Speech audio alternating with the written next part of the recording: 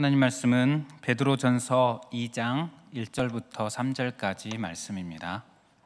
베드로전서 2장 1절부터 3절까지 말씀입니다.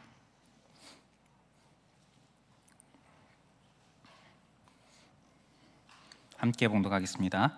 그러므로 모든 악독과 모든 기만과 외식과 시기와 모든 비방하는 말을 버리고 갓난 아기들 같이 순전하고 신령한 젖을 사모하라. 이는 그로 말미암아 너희로 구원에 이르도록 자라게 하려 함이라. 너희가 주의 인자하심을 맛보았으면 그리하라. 아멘. 오늘 우리가 읽은 베드로전서, 이 말씀에서 우리가 가장 중점적으로 살펴볼 부분이 2절의 앞부분에 갓난 아기들 같이 순전하고 신령한 젖을 사모하라, 이 부분을 위주로 살펴보고자 합니다. 이 말은 비유입니다. 갓난 아기들 같이, 이 갓난 아기는 성도들을 지금 비유적으로 표현하고 있는 것입니다. 특별히 베드로전서에 보면 1장에 계속해서 나오는 내용이 성도들을, 당신들은 거듭났다, 주님의 부르심 받고 구원받은 자이다, 당신들은 거듭난 자들이다, 이렇게 1장에서 반복해서 이야기를 합니다. 3절에 보면 이렇게 말합니다. 1장 3절에 보면 우리 주 예수 그리스도의 아버지 하나님을 찬송하리로다. 그의 많으신 긍휼대로 예수 그리스도를 죽은 자 가운데서 부활하게 하심으로 말미암아 우리를 거듭나게 하사 산 소망이 있게 하시며, 이렇게 말합니다. 또한 1장 23절에는 너희가 거듭난 것은 썩어질 씨로 된 것이 아니요, 이렇게 얘기합니다. 거듭났습니다. 성도들을 향해 거듭났다. 우리는 거듭난 존재입니다. 예수님의 십자가의 죽으심과 합하여 죽었습니다. 예수님의 부활하심과 합하여 부활하였습니다. 옛사람이 죽고 새 사람으로 살아난 거듭난 자, 거듭났다는 말은 다시 태어났다는 말입니다. 지금 이 오늘 본문의 갓난 아기들 같이 순전하고 신령한 젖을 사모하라, 이 말씀이 갓난 아기를 거듭난 성도들, 다시 태어난 성도들이죠. 그들에게 사모하라고 하는 것이 순전하고 신령한 젖. 오늘 본문 이 구절만 봐서는 이 순전하고 신령한 젖이 정확히 무엇을 비유적으로 표현하는지 정확히 명확히 표현해 주지는 않습니다.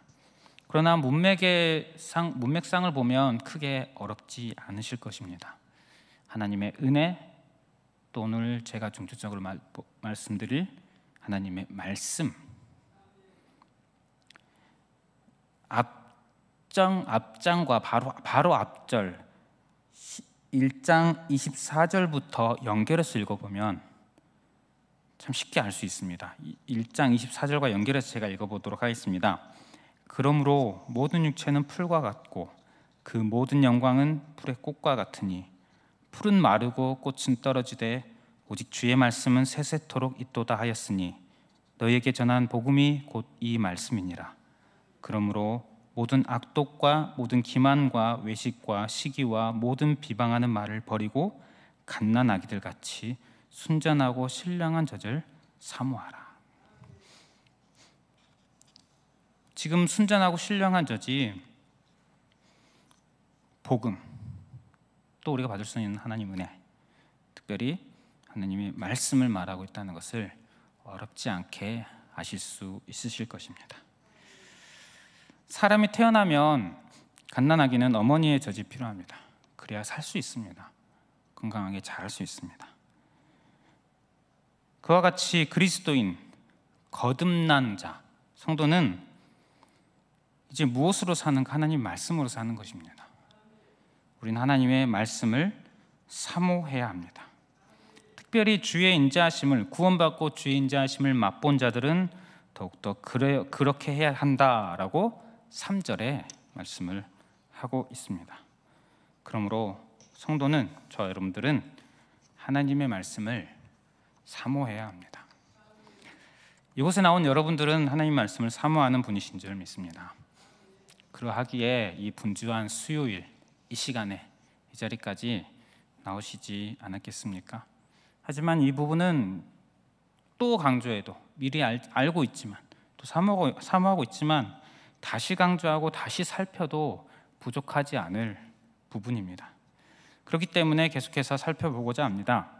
오늘 본문이 왜 말씀을 사모하는 것이 중요한지 우리 1절, 2절을 제가 다시 한번 읽어보도록 하겠습니다. 2절 앞부분까지만 제가 다시 한번 읽어보도록 하겠습니다.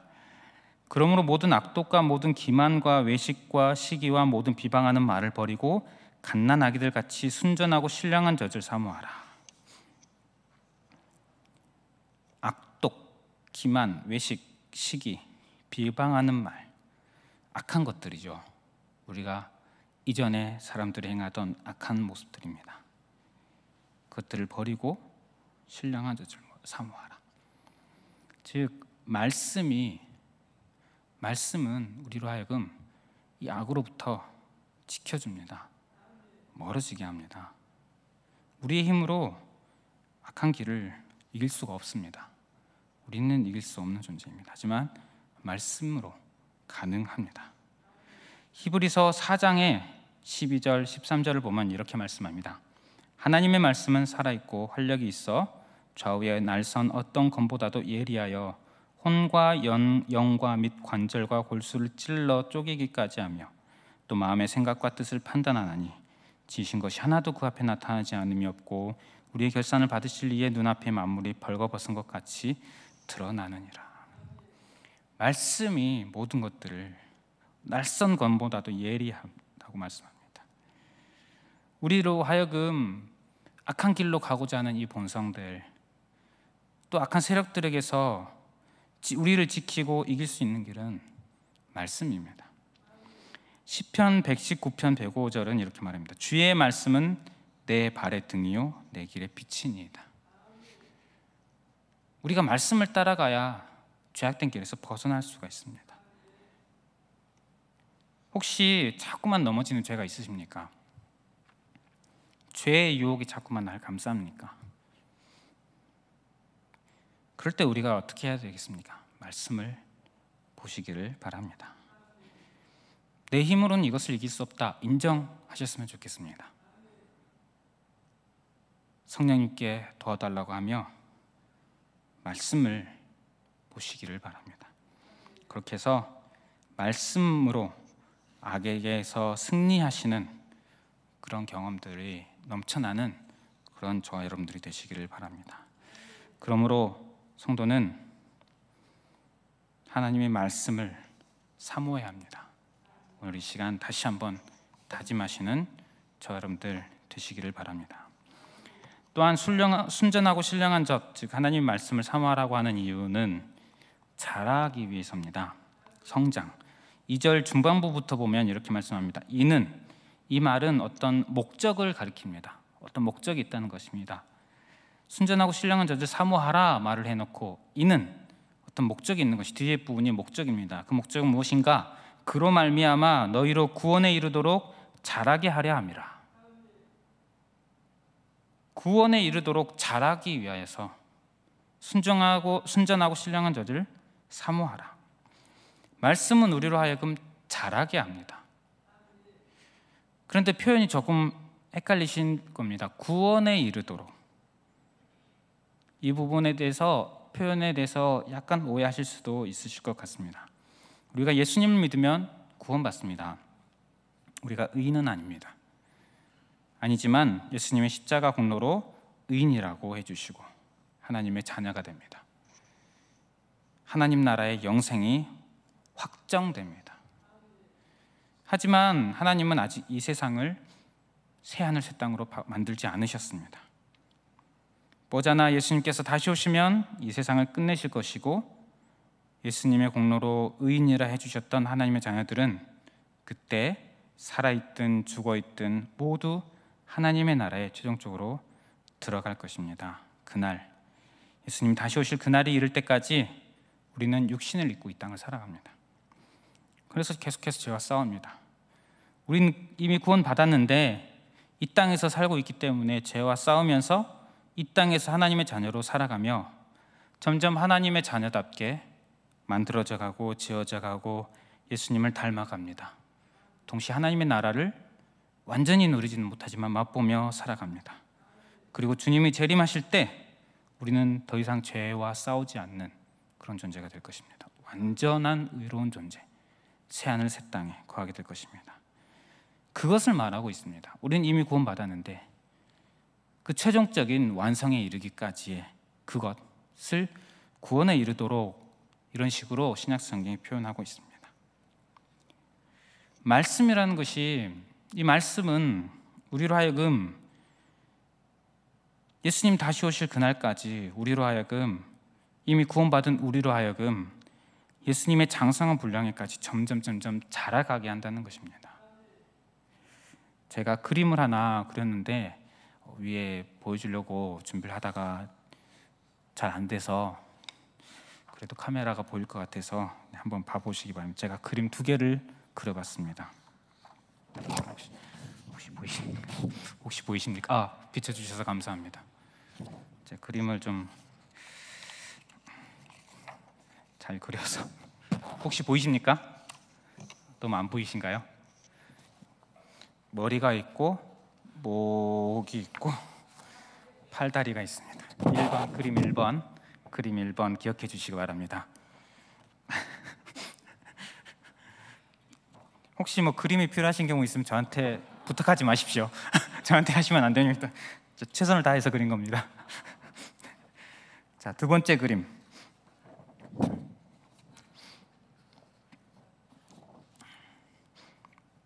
어느 게 더 잘 그렸나요? 강도사님 엄청 크게 웃으시는데요. 네, 같이 보여드리도록 하겠습니다.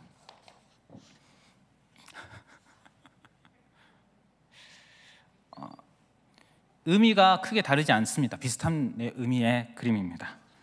지금 말씀으로 우리가 성장한다는 제가 그런 얘기를 하지 않았습니까?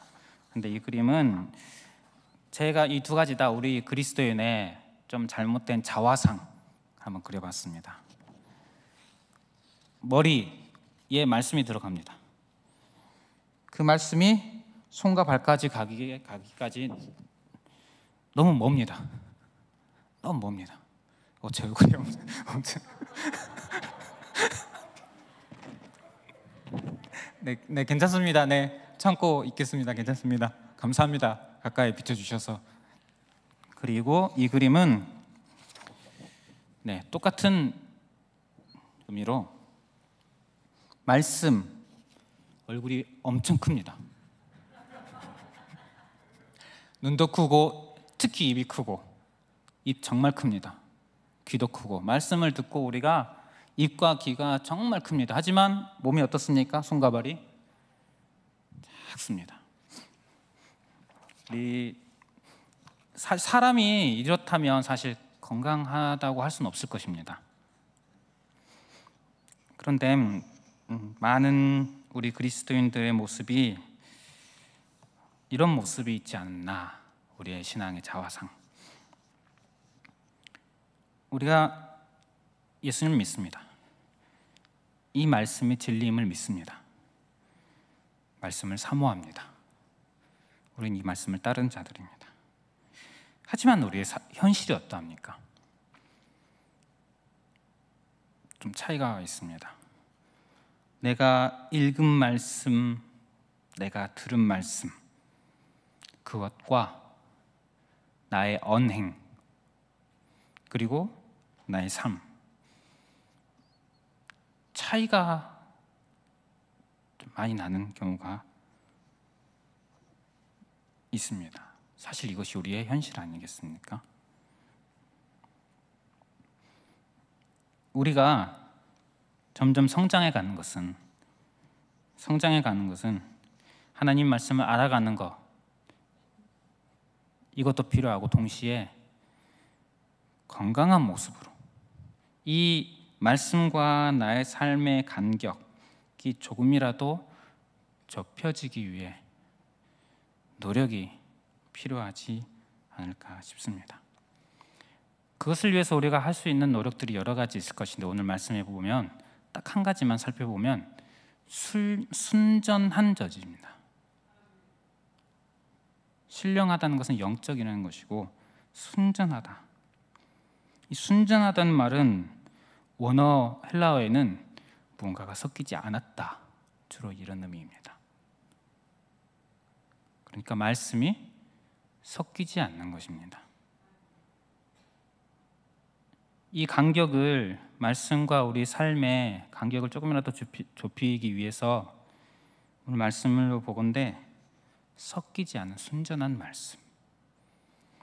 말씀을 전하는 자는 순전한 말씀을 전하려고 하고, 말씀을 듣는 자는 순전한 말씀을 사모하는 것. 이것이 우리에게 필요한 줄 압니다. 그런 의미에서 설교자, 말씀을 전한 자를 위해서 좀 기도를 많이 해주시기를 부탁을 드립니다. 순전한 말씀을 전할 수 있어야 합니다. 굉장히 충격적인 경험이 있습니다. 누구나 잘 아는 기독교의 대표적인 라디오, 기독교 방송, 기독교 라디오에 어느 교회 목사님의 설교가 있었는데 제가 듣고 너무 놀라서 기억력이 그렇게 좋진 않은데 계속 기억하고 있는 그런 내용이 있습니다. 2010년도에 들은 내용입니다. 좀 오래됐지만 한번 들어봐 주시기 바랍니다. 남아공 월드컵 그리스전이 있었습니다. 그때 2대0으로 이겼는데 박지성 선수하고 당시 수비수인 이정수 선수가 이렇게 골을 넣고 이겼습니다. 그런데 이것을 가지고 어떤 목사님이 설교를 하시는 겁니다. 어떻게 설교를 하느냐? 굉장히 기뻐하면서 이 그리스전이 있고 난 그날 저녁이었는지 다음 날이었는지는 정확히 기억 안 나지 않습니다. 어떻게 얘기했냐면 월드컵 7회 연속 진출을 하였다. 그때 7회 연속 진출이었습니다. 박지성 선수가 골을 넣었는데 박지성 선수가 7번이다. 이정수 선수가 골을 넣었는데 14번이다. 14는 7 더하기 7이다. 777. 여러분께 하나님의, 아멘, 절대 아멘 하지 마십시오. 여러분께 하나님의 행운이 함께하기를 축복합니다. 이렇게 설교를 하는 겁니다. 너무나도 충격을 받았습니다. 어떻게 이렇게 설교를 할 수가 있을까요? 목사의 사명의 핵심 중에 하나는 하나님 말씀을 전하는데 내 뜻대로 전하지 않고 하나님 말씀 그대로 전하는 것입니다. 내가 하나님 말씀 받고 그것을 성도들에게 잘 전달하는 전달자, 메신저 역할을 하는 자입니다. 이런 면에서 저는 설교를 하고 나서 그래, 수고했다, 괜찮았다 이런 생각을 해본 적이 지금까지 사역하면서 10손가락 안에 꼽는 것 같습니다. 그래도 목사는 2년 차지만 1년이 조금 넘었지만 전도사를 포함하면 20년 사역을 했는데 설교를 하면서 그래, 충분히 전했다 이렇게 생각한 경험이 10손가락 안에 드는 것 같습니다. 그 10손가락도 사실 충분하진 않았습니다. 늘 말씀을 전하고 나서 내려오면 생각하는 것이 있습니다. 내가 받은 은혜, 내가 받은 말씀, 내가 이 말씀을 가운데 누렸던 은혜를 그만큼 전했는가, 이 한 가지. 그리고 또 한 가지는 내 생각이 너무 많이 섞여 있지는 않는가, 섞여서 전하진 않았는가. 이런 두 가지 생각을 늘 합니다. 늘 부끄럽습니다. 왜냐하면 제가 받은 은혜를 그대로 전하지 못한 것 같다는 생각을 늘 합니다. 그리고 저의 생각이, 저의 말이 너무 많이 들어간 것 같을 때가 참 많이 있습니다. 그래서 그것을 넣지 않기 위해서 참 고민하고 노력을 많이 하지만 잘 되지가 않습니다. 물론 저희 부족함에도 불구하고 하나님은 저와 같은 말씀의 사역자를 사용하시는 줄 믿습니다. 부족하지만 부족한 대로 하나님께서 크신 능력으로 역사하셔서 성도들에게 하나님의 말씀이 들어가게 해주시는 줄 믿습니다. 하지만 말씀의 사역자라면 내 생각을 전하지 않고 하나님 말씀을 전하려고 노력해야 되지 않겠습니까? 그런데 말씀을 준비하다 보면 잘 안 됩니다. 왜냐하면 잘하고 싶습니다. 조금 더 이해가 잘 되게, 조금 더 실제 삶에 적용을 잘 할 수 있도록, 조금 더 소화가 잘 되도록 전하고 싶습니다. 이것이 그 노력이 참 좋은 노력인데, 그러다 보면 조금만 지나쳐 버리면 나의 생각이 너무 들어가 버립니다. 늘 경험을 합니다. 그래서 하나님 말씀의 중심에서 좀 벗어나서 3점포로 빠집니다. 내 생각. 때로는 성도들에게 평소에 하고 싶었던 말을 해버립니다. 어떻게 감히 하나님 말씀을 가지고 그렇게 할 수 있겠습니까? 자꾸 내가 하고 싶은 말을 끼워넣고 싶은 욕망이 들어갑니다. 때로는 내가 이 몇 마디 말로 성도를 변화시키고 싶어집니다. 어떻게 내가 변화시킵니까?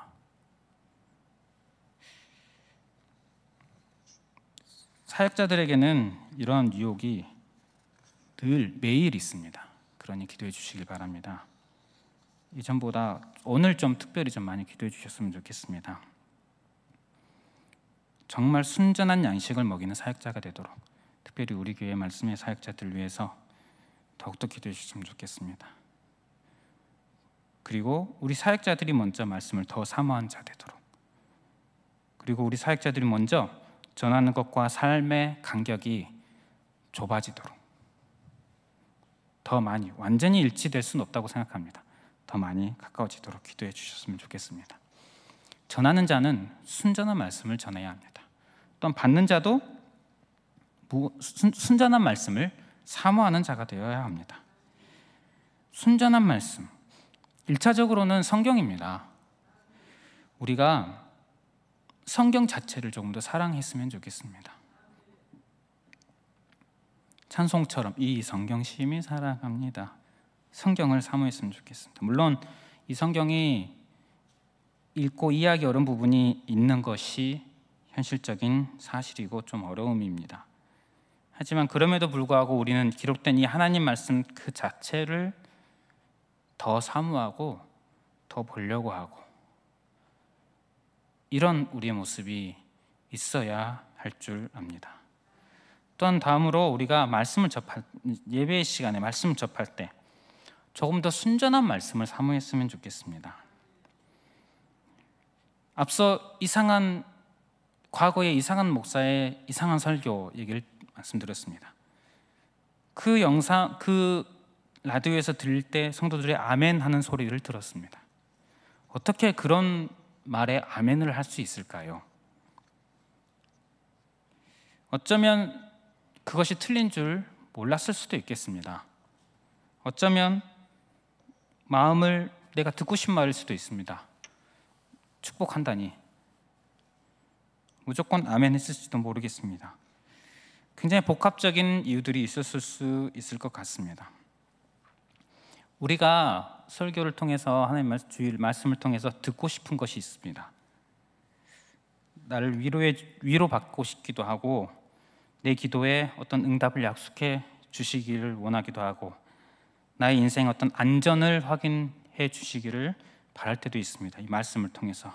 또한 나에게 어떤 확신을 주기를 바라기도 하고, 나의 뜻을 지지해 주기를 원하기도 합니다.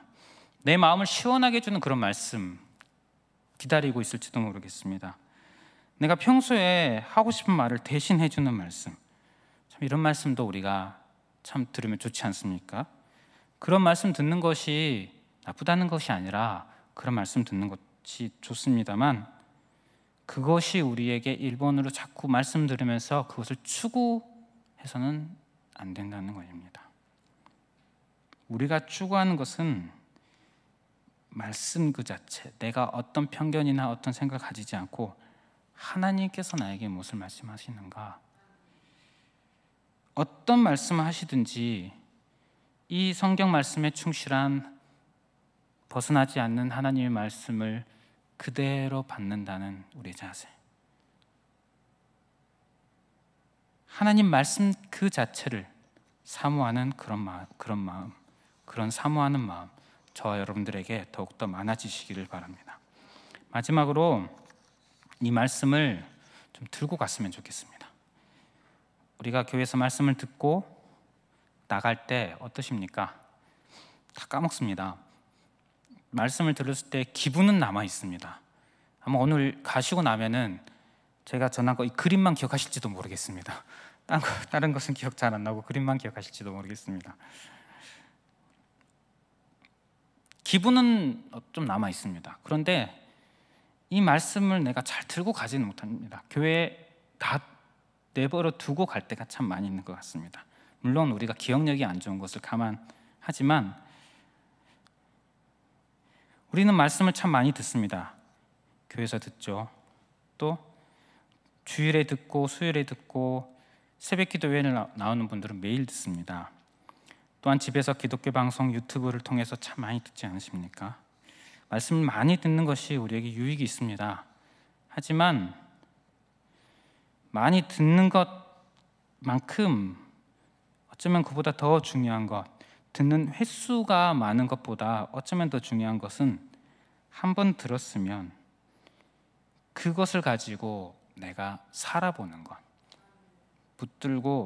붙잡고 이것을 들고 나의 삶의 자리로 가서 살아보는 것.